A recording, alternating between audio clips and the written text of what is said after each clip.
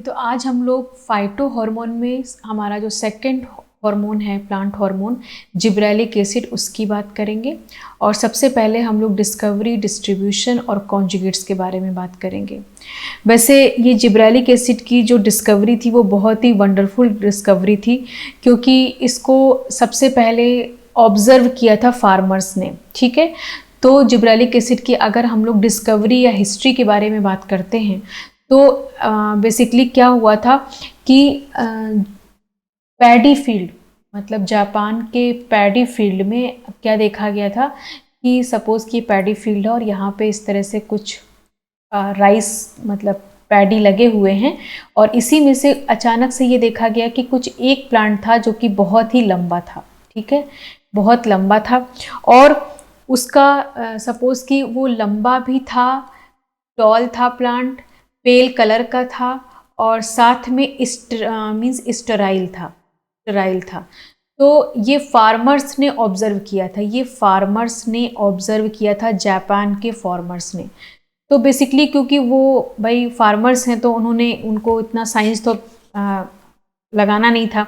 उन्होंने बस ये समझा कि किसी भी लाइफ का एक एंड होता है, मतलब कि किसी भी कोई भी इंडिविजुअल है या कोई भी प्लांट है, तो हर एक मतलब फिलोसफिकल रीज़न उन्होंने बताया कि हर लाइफ के फैक्टर में एक पॉजिटिव फैक्टर होता है और ये एक नेगेटिव फैक्टर होता है।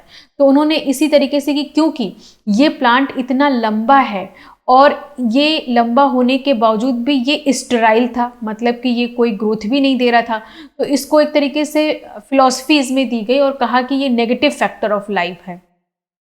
फिर इसके बाद तो ऐसा जब दो साइंटिस्ट थे उनको ये पता चला कि ऐसा कोई पैडी फील्ड में एक ऐसा प्लांट मतलब कुछ प्लांट ऐसे हो गए हैं जो कि बहुत टॉल हैं, तो वो उन्होंने जाके उन साइंटिस्ट का नाम कोनिशी और योवा था, कोनिशी और नोगोयो योवा। ठीक है, सॉरी योवा, ठीक, कोनिशी और नोगोया योवा थे। इन्होंने जाके इस प्लांट को ऑब्जर्व किया और इन्होंने उसको नाम दिया बकैन डिजीज़। ठीक है, बकैन डिजीज़। अब बकैन का मतलब जापानीज लैंग्वेज में बकैन का मतलब होता है फूलिश। ठीक है, तो इसका नाम क्या पड़ गया, फूलिश सीडलिंग। ठीक है, फूलिश सीडलिंग, और इसी को बकैन डिजीज कहा गया।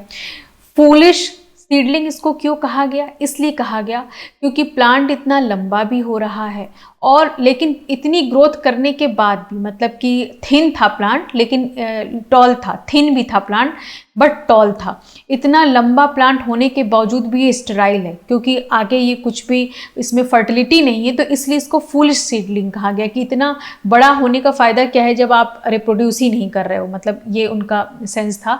तो इस तरीके से उन्होंने इसका नाम बकैन डिजीज़ रख दिया। फिर इसके बाद कुछ समय बाद एक साइंटिस्ट और आए, होरई करके साइंटिस्ट थे। इन्होंने जाके उसको ऑब्जर्व करके उन्होंने ये बताया, ये जापानीज साइंटिस्ट थे एग्रीकल्चर के, इन्होंने ये बताया कि जो फूलिश सीडलिंग वाला जो डिजीज़ हो रहा है प्लांट में, ये एक फंगस से कॉज्ड हो रहा है। जो ये फूलिश सीडलिंग हो रहा है ये किससे कॉज हो रहा है, फंगस से कॉज हो रहा है। ठीक है, इन्होंने इतना बता दिया कि किसी फंगस की वजह से ऐसा हो रहा है। इसके बेस में जो भी पैडी फील्ड है, इसके बेस में क्या हो रहा है कि फंगस पाया जा रहा है और उस फंगस की वजह से ऐसा हो रहा है। फिर इसके बाद ई कुरोसावा एक साइंटिस्ट थे, उन्होंने स्टडी की। ई कुरोसावा ने, इन्हीं को दिया जाता है क्रेडिट। ठीक है, इससे पहले ये सारी चीज़ें हो चुकी थी, लेकिन किसको क्रेडिट दिया गया, ई कुरोसावा सर को। ओके, तो ई कुरोसावा जो सर थे, इन्होंने क्या किया कि वो जो टॉल सीडलिंग था उसको लेके आने के बाद उन्होंने इससे फंगस को आइसोलेट किया। कैसे आइसोलेट किया जाता है, जैसे कि किसी भी फंगस को ग्रो करने के लिए एक मीडिया होता है, पीडीए। जब आप लोग आगे रिसर्च में जाएंगे तो आपको पता चलेगा, पीडीए पोटैटो डेक्सट्रोज मीडिया होता है। किसी भी फंगस को ग्रो करने के लिए कॉमनली, जैसे बैक्टीरिया को ग्रो करने के लिए न्यूट्रिएंट अगार मीडिया होता है, वैसे फंगस को ग्रो करने के लिए पोटैटो डेक्सट्रोज अगार होता है। तो उन्होंने क्या किया, उस मीडिया में उस फंगस को ग्रो कराया। ग्रो कराने के बाद फंगस को बहुत सारा कलेक्ट किया, ठीक है, कलेक्ट कर लिया। कलेक्ट करने के बाद इन्होंने क्या किया कि एक कोनिकल लिया और कोनिकल में इस फंगस को डाल दिया, ठीक है, इस फंगस को डाला। डालने के बाद इसको बॉयल किया, इन्होंने हीट पे बॉयल कर दिया। अब सपोज कि कोई फंगस है और आप उसको बॉयल कर देंगे तो क्या होगा, वो तो डेड कर जाएगा। और फिर इसके बाद उन्होंने क्या किया कि जो इसका फिल्ट्रेट समझते हैं, फिल्ट्रेट का मतलब कि जो ऊपर का मतलब जब कभी भी आप कोई सोल्यूशन या किसी लिक्विड कंटेंट को फिल्टर करते हैं तो उसमें दो चीज़ें होती है, एक रेजिड्यू होता है और एक फिल्ट्रेट होता है। तो फिल्ट्रेट मतलब कि जो लिक्विड पार्ट है, फिल्ट्रेट को उन्होंने क्या किया, फिल्ट्रेट को उन्होंने लिया और लेने के बाद एक प्लांट पे अप्लाई किया। तो क्या देखा कि प्लांट टॉल हो गया, ठीक है, उसमें भी क्या हो गया, बकैन डिजीज कॉज हो गया। तो अब इससे क्या समझ में आ रहा है, इससे ये समझ में आ रहा है कि फंगस इटसेल्फ पैथोजेनिक नहीं है, फंगस में कोई ऐसा कंपोनेंट बन रहा है, वो कंपोनेंट की वजह से प्लांट क्या हो रहे हैं, इनमें ये वाला डिजीज हो रहा है, बकैन डिजीज हो रहा है, मीन्स कि प्लांट टॉल हो जा रहे हैं। तो अब ये तो कंफर्म हो गया कि वो जो सब्सटेंस है वो कौन रिलीज कर रहा है, वो कौन बना रहा है, वो फंगस बना रहे हैं। और उस फंगस की वजह से, फंगस क्योंकि वो सब्सटेंस रिलीज कर रहे हैं, फिर उस फंगस को बॉयल कर दिया गया, मीन्स कि फंगस तो डेड कर गया। तो फंगस में जो भी कंपोनेंट उसने रिलीज किया होगा वो तो एज इट इज उसमें होगा सपोज। अब तो फिर वो फंगस में वो कंपोनेंट था और उस फिल्ट्रेट को, जो बॉयल फंगस था उसके फिल्ट्रेट को जब प्लांट पे अप्लाई किया गया तो क्या देखा गया कि प्लांट में बकैन डिजीज कॉज हो गई।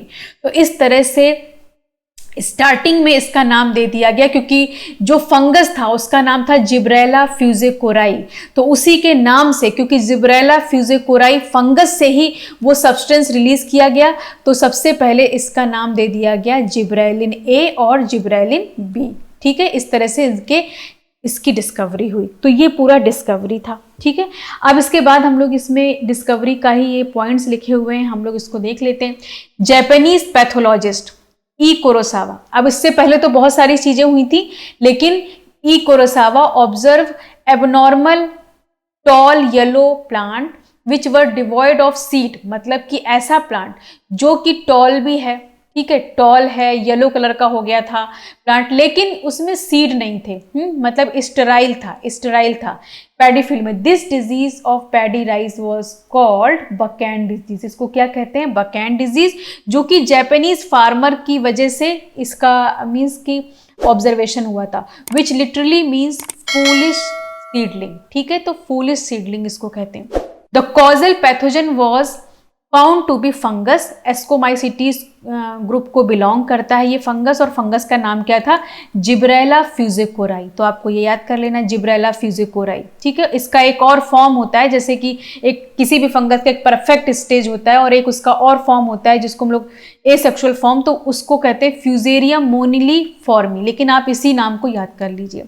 Kurosawa demonstrate that sterile filtrate, जैसा हमने बताया कि उन्होंने क्या किया, बॉयल करके उस फिल्ट्रेट क्या हो गया, स्टेराइल हो गया, क्योंकि उसमें फंगस तो है ही नहीं, तो इसलिए उसको स्टेराइल फिल्ट्रेट कहा गया। Fungus caused symptoms of bakanae disease in normal seedling, और उसी फिल्ट्रेट को उन्होंने एक नॉर्मल प्लांट पे डाला तो वो प्लांट क्या हो गया था, उसमें बकैन डिजीज हो गया था।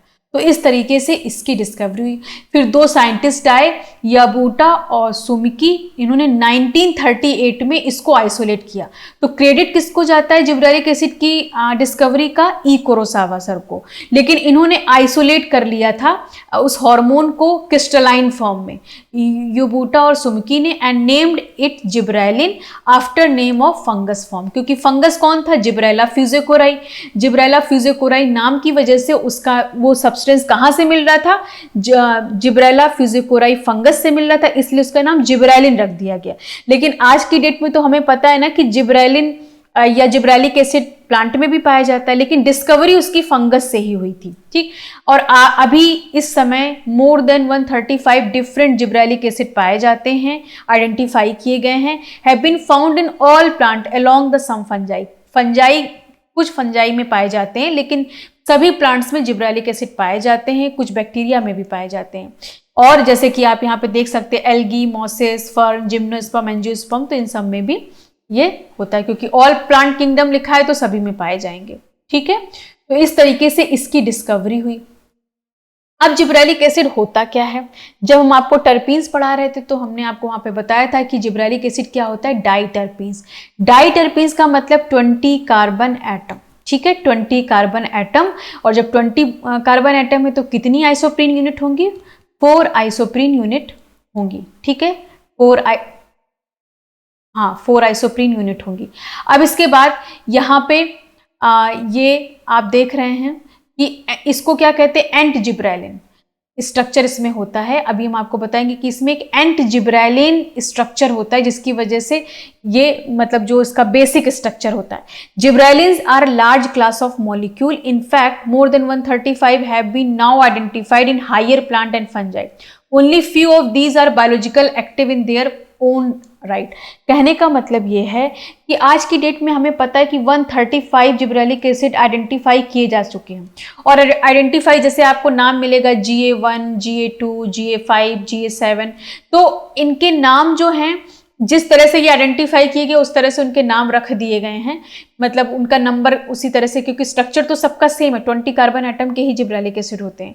तो ये कहा गया है कि उनमें से भी 135 में से कुछ ही ऐसे जिब्रेलिक एसिड हैं जो कि एक्टिव होते हैं। एक्टिव मतलब कि जो बायोलॉजिकल फंक्शन को परफॉर्म कर सकते हैं, एक्टिव फॉर्म में होते हैं। 15 isolated from gibberellin are GA5, GA6, GA8 are extracted from bean seed. ये कहेंगे कि कहां से कौन से एक्सट्रैक्ट किए गए, तो जैसे GA5, GA6 जो कि हैं वो बीन सीड से एक्सट्रैक्ट किए गए हैं। अब इसके बाद यहाँ पे 4 जिब्रेलिक एसिड बने हुए, और इनको आपको ये याद कर लेना होगा कि इनकी रिएक्टिविटी, इनका देखा गया है कि जैसे यहाँ पे लिखा है कि GA3 extracted from gibberellic acid 3, तो जो फंगस से जब उसको जिब्रेलिन A नाम दे दिया गया था, फिर जिब्रेलिन A को बाद में जाके उसको GA3 नाम दे दिया गया, जिब्रेलिक एसिड 3 दे दिया गया, जो कि किससे एक्सट्रैक्ट किया गया था, फंगस से एक्सट्रैक्ट किया गया था। जैसे कि यहाँ पे लिखा ना 15 आइसोलेट फ्रॉम जिब्रेलिन, मतलब कि फंगस से आइसोलेट किए गए हैं, ठीक है। और इसके बाद द कमर्शियली अवेलेबल जिब्रेलिन कौन कौन से होते हैं, जैसे कि GA3, GA4, GA7 जो कि मार्केट में मिलते हैं, तो ये जिब्रेलिक एसिड मिलते हैं, क्योंकि देखिए GA3 फंगस से एक्सट्रैक्ट हो रहा है, और अगर हमें कमर्शियली चाहिए तो फंगस से एक्सट्रैक्शन करना ईजी होता है, प्लांट से ज़्यादा फंगस से ईजी है जिब्रेलिक एसिड को एक्सट्रैक्ट करना। फिर इसके बाद इनकी रिएक्टिविटी दी गई है, तो जैसे आप यहाँ पे देख रहे हैं कि GA3 लिखा है। GA3 ये क्या है, reactivity on the basis of double bond. ये क्या है, reactivity on the basis of double bond, ठीक है, डबल बॉन्ड के बेसिस पर इसकी रिएक्टिविटी दी गई है। तो यहाँ पे देख रहे हैं कि GA3 सबसे ज्यादा यहाँ पे एक्टिव दिख रहा है, ठीक है, रिएक्टिविटी इसकी सबसे ज्यादा दिख रही है। और क्योंकि बोला गया तो ये क्या है, मोर अनसैचुरेटेड। अनसैचुरेटेड का मतलब कि ज्यादा डबल बॉन्ड है, यहाँ पे लेस अनसैचुरेटेड, यहाँ पे कम डबल बॉन्ड। तो सबसे ज्यादा रिएक्टिव कौन है, GA3, फिर GA1 है जो कि प्लांट में मिलता है, GA4 और GA2। तो इस तरह से इसकी रिएक्टिविटी का सीक्वेंस है। तो सबसे ज्यादा रिएक्टिविटी इस तरफ है, ठीक है, और ऐसे ये रिएक्टिविटी के आधार पे इनको दिखाया गया है डबल बॉन्ड, कि डबल बॉन्ड के अकॉर्डिंग इनकी रिएक्टिविटी बताई गई है। क्योंकि देखिए जब कोई डबल बॉन्ड है तो उस जाहिर सी बात है कि उसमें रेजोनेंस हो सकता है, उसकी रिएक्टिविटी ज्यादा होगी किसी भी कॉम्पोनेंट से। अब अगर हम लोग इसके डिस्ट्रीब्यूशन और कॉन्जुगेट्स की बात करें तो कहाँ कहाँ पाए जाते हैं। वैसे तो जो जिब्रेलिक एसिड होता है वो आपको पता है बहुत कॉमन इसका रोल है, फंक्शन है फिजियोलॉजिकल, कि ये फ्लावरिंग में इन्वॉल्व होता है और सीड जर्मिनेशन में। ये इसके 2 मेजर फंक्शन है सीड जर्मिनेशन में। ये मतलब आपको BSc लेवल से बताया जाता है कि फ्लावरिंग और सीड जर्मिनेशन में इसका बहुत इंपॉर्टेंट रोल है।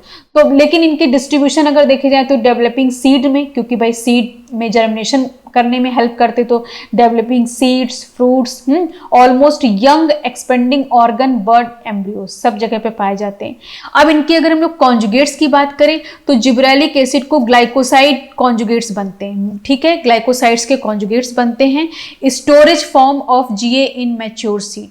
तो स्टोरेज फॉर्म कौन सा होता है, जैसे कि मान लीजिए कोई ये सीड है, ठीक है, ये सीड है, अभी ये सीड में और सीड के जर्मिनेशन में इसका हेल्प मतलब होता है। तो डोरमेंसी के पीरियड में तो जिब्रेलिक एसिड एक्टिव नहीं होने चाहिए। डोरमेंसी के पीरियड में जब सीड हम अपने घर में स्टोर करके रखते हैं तो उस समय सीड अपने आप से तो जर्मिनेट नहीं करता है ना, फिर सीड को जब सोकिंग करते हैं तो फिर सीड जर्मिनेट कर जाता है। तो जब सोकिंग की जाती है तो क्या होता है, तो इसमें ये बताया गया है कि और क्योंकि सीड को एडिशनली जब सीड जर्मिनेट करते हैं तो उस समय उनको एडिशनली तो हम नहीं देते ना जिब्रेलिक एसिड, ऑलरेडी सीड के अंदर पाया जाता है। और अगर सीड के अंदर एक्टिव फॉर्म में रहेगा तो वो मींस की जर्मिनेट कर जाएगा। तो फिर किस फॉर्म में रहते हैं, तो जिब्रेलिक एसिड ग्लाइकोसाइड के फॉर्म में रहते हैं। जिब्रेलिक एसिड ग्लाइकोसाइड कॉन्जुगेट्स के फॉर्म में रहते हैं और जब जर्मिनेट करना होता है तो फिर ये ग्लाइकोसाइडिक बॉन्ड क्लीव हो जाएगा, मतलब जो भी इससे शुगर मॉलिक्यूल लगे होंगे वो क्लीव हो जाएंगे और फिर जिब्रेलिक एसिड एक्टिव हो जाएगा और एक्टिव होने के बाद फिर वो अपना सीड जर्मिनेशन में हेल्प करेगा।